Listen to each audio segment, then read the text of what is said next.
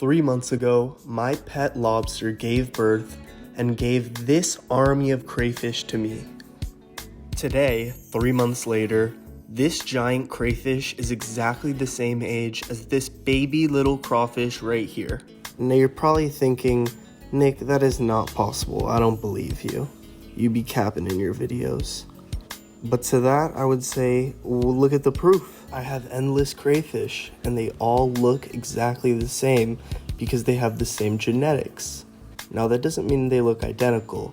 We definitely have some different variations in color, and the size of them varies heavily from one crayfish to another. They were all born from the same mother, this lobster right here. And what strikes me is that the mother lobster looks exactly like the baby. This baby's name is the Leviathan. He is the biggest crawfish that I've ever raised. With his massive size and pinchers that can pierce armor, he comes in at number 1 in our dominance rank. He is the most dominant fish in this tank. And don't think just because he's chubby, he can't bust a move on you. This 3-month-old oversized baby is a freaking menace, and he's absolutely giant for his age. What's up, guys? Welcome back to another video. Today, we're gonna be looking at my crayfish hatchery again. This is one of my favorite tanks of all time. When we get up close in a minute, we're gonna see that there's stuff happening 24/7 in this tank. There's literally crayfish running around and jumping and eating stuff behind me. So this is gonna be a really fun video. But before we get into it, guys, everyone sit back, relax, get a drink, get a snack, and we're gonna get into a banger video. See what this lobster hatchery is really all about. You start recording, I'll narrate. Alright guys, as you can see, we have this crayfish right here.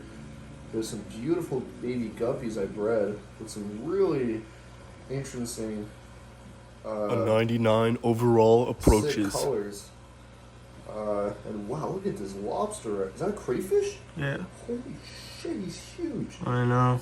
Oh my god, It's my biggest one. Crayfish right here. It's the Leviathan.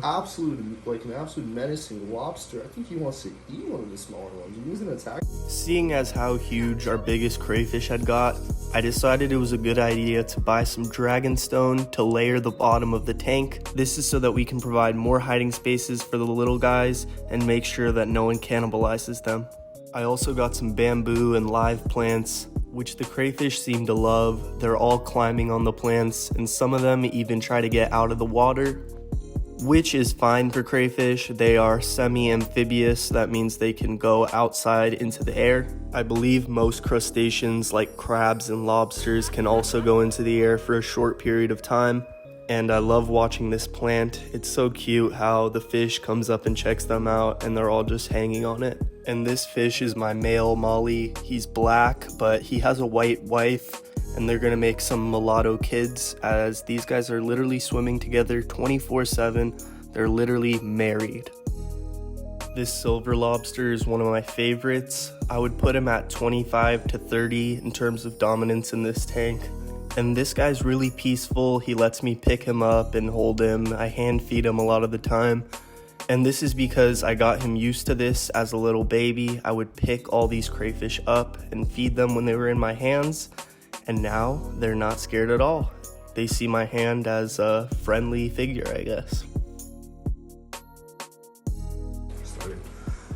Alright guys, as you can see. Alright, shut your ass up. Very good. Alright guys, so this crayfish, he died last night. I think it was probably in the middle of a molt. That's probably how he died. Oh. You see, my fish is kind of interested. He might even... These mollies are crazy, guys. They literally attack anything. They're very aggressive. But we had a death last night. He's being pronounced dead right now by our medical coroner. Yes, sir. And we think that what happened was that our victim was going out for a little midnight snack, and some thug crayfish came up to him, asked him for his food. He didn't want to give it, and he died in self-defense. But that's a real American, guys. We're going to say RIP to him. He damn near still looks alive, and we're going to give him a proper burial. Wait, you don't want to feed it to the lobster? Nah, this is dead as a doorknob. This is gonna give them parasites if I feed something. If I feed a dead crayfish like this, it will for sure give them parasites.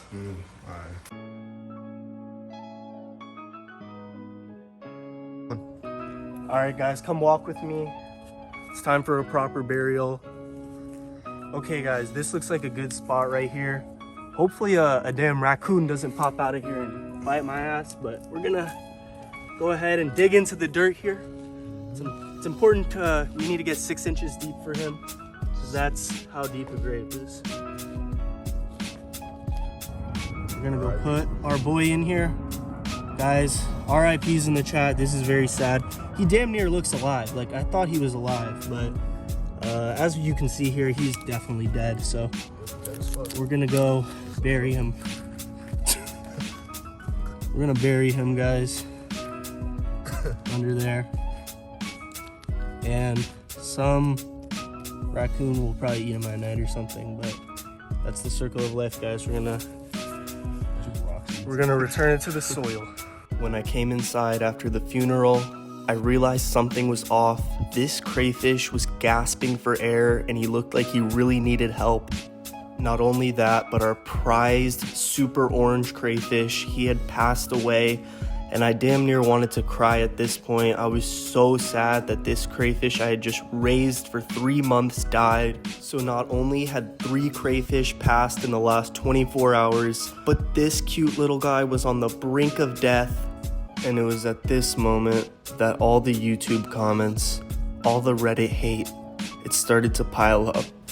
They were right. I'm a horrible pet owner. No, seriously guys, I'm so sad whenever I lose any of my crayfish, especially the ones that I bred. These are all special lobsters from Latifa.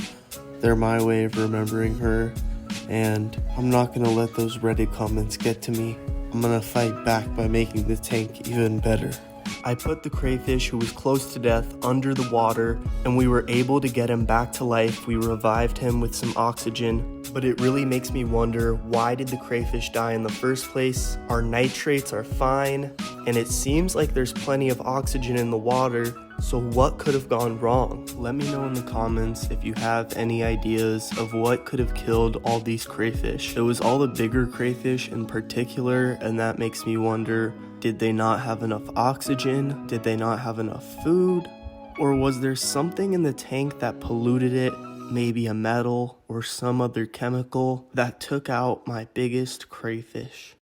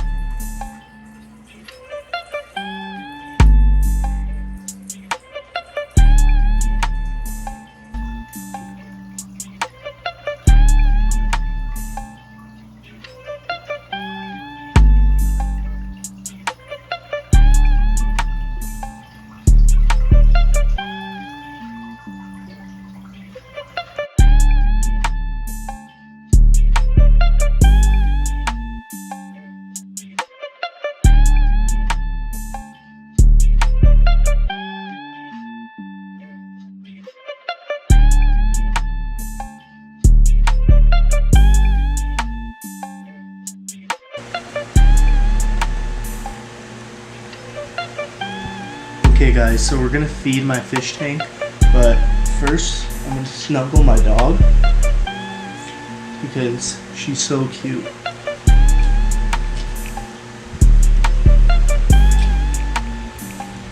Good girl. Is it belly rub time? Is it belly rub time? Oh.